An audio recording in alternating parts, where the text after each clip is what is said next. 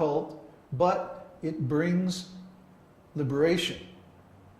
Because now everything is in relationship with Krishna. Our joy, our suffering, our work, our play, even sleeping is in relationship with Krishna. Everything, our eating, we can bring everything into relationship with Krishna. This is the art of devotional service.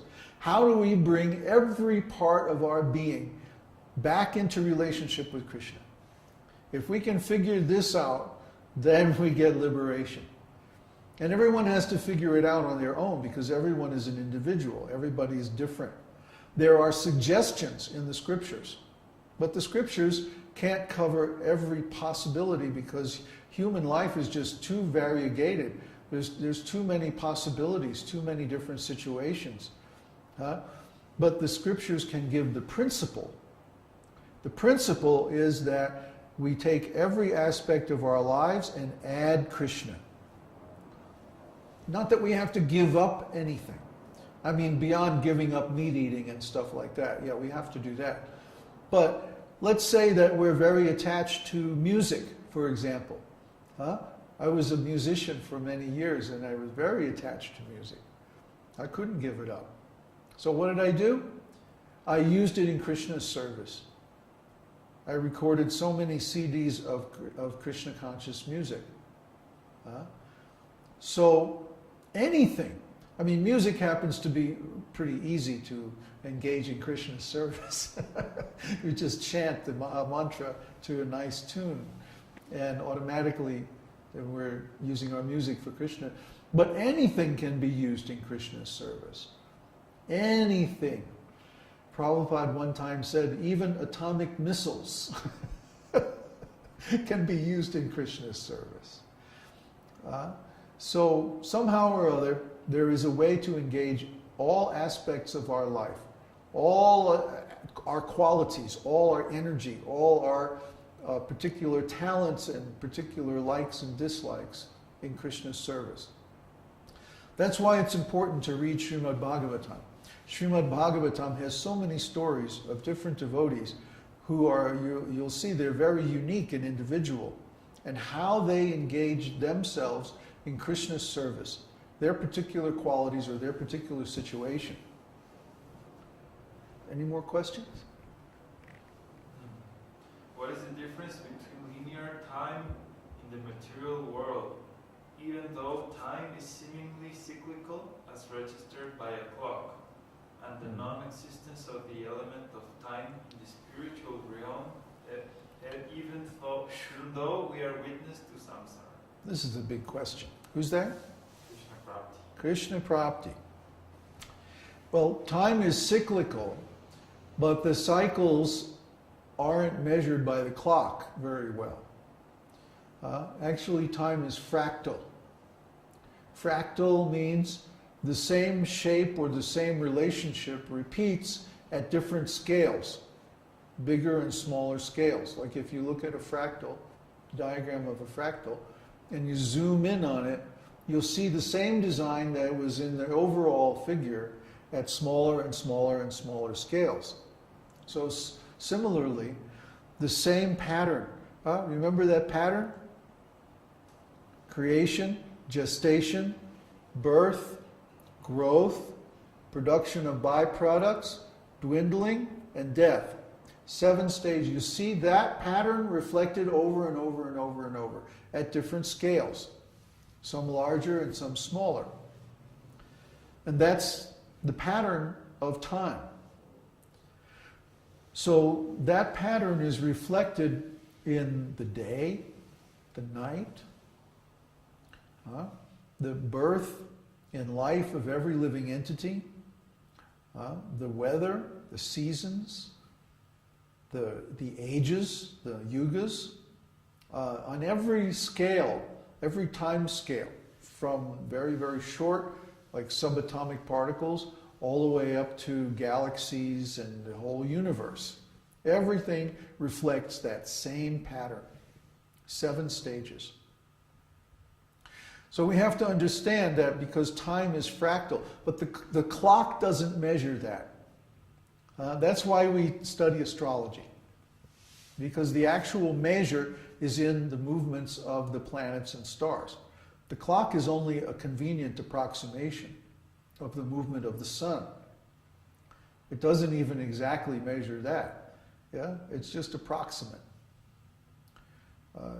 Western science is very good at confusing us by making abstract representations of natural things and then claiming that that's the actual thing. Like time is measured by the clock. Well, like we were just talking about, sometimes time moves very fast and sometimes time moves very slow.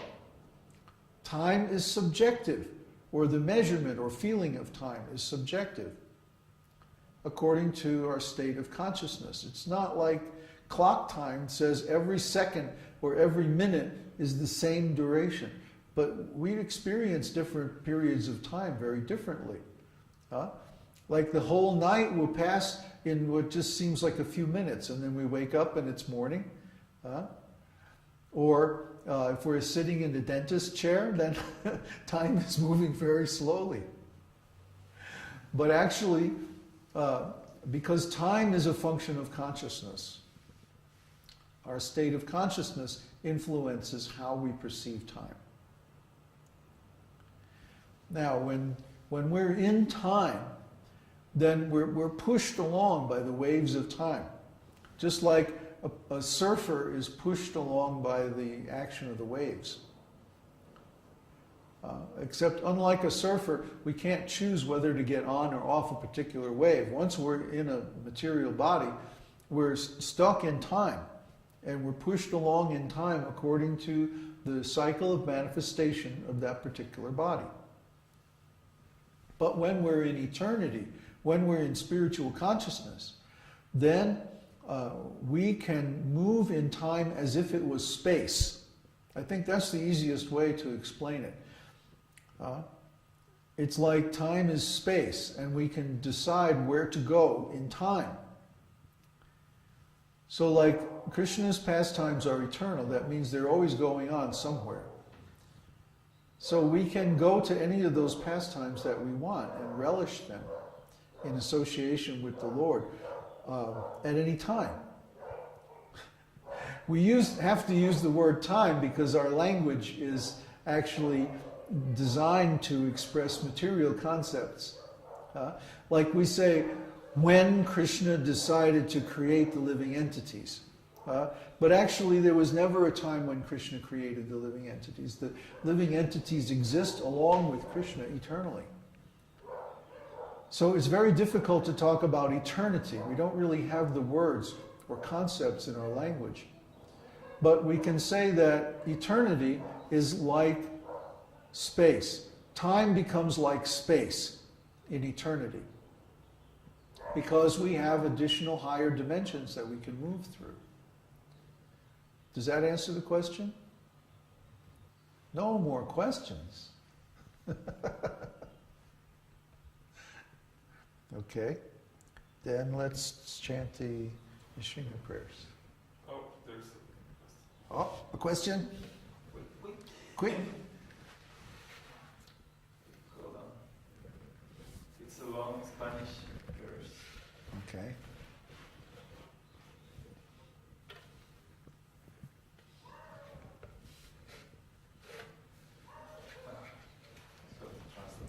Okay, so that's what you're pointing out, Master Baba, is very important to understand, because most persons that are involved in the material world think and even say to others that you cannot attain or agree